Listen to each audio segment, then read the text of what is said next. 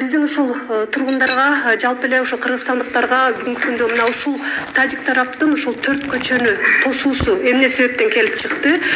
Жана учурда абал кандай?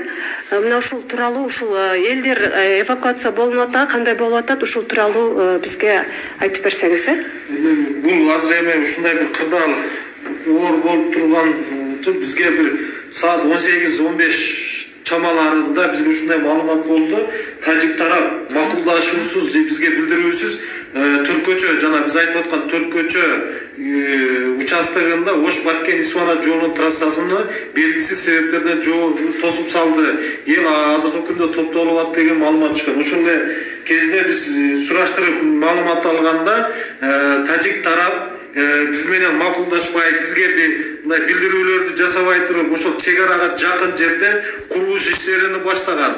Ошол күч түзүмдөрү барып эскертүү берип, келгиле элди мындай тынчтап жаткан элди дүрбөлөңгө салбай бир макулдашып, провокация барбай токтотуп тургула деген мындай эскертүүсүнө баш ийбей, кайра уланта баштаганда кандайдыр бир себептерден ошол жерде жашаган элдер ошо жолго чыгып, жолду тосуп алган. Бирок ошол жердеги айыл өкмөт башчылары, райондун акими барып, президент ыйгарым укуктуу өкүлүнүн өкүлү Абдикарим Алимбаев ошол жерде баары сүйлөшүүлөрдөн кийин бул калыбына келип, жол кадимки режимде иштей баштаган, ачылган.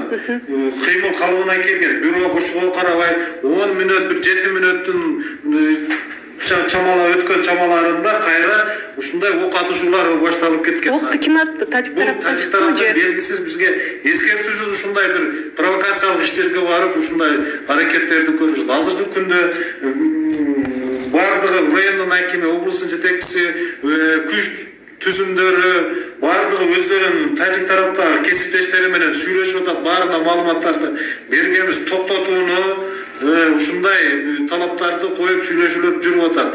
Эми кээ бир чек арага жакын, чек ара тилкесине жакын аймактагы жашоочуларды биз мындай чыгарып кетүүгө мындай аракеттерди жасадык. Бизге азыркы келген маалыматта мындай жаракат алган же бир кандайдыр бир нерселер болгон боюнча башка маалыматыбыз жок. Азыр атышуу токтодубу? Атышуу азырынча жок. Бир сааттан ашык атышуу болуп атат, Чамалап калды ошо бир саат. Чоң рахмат.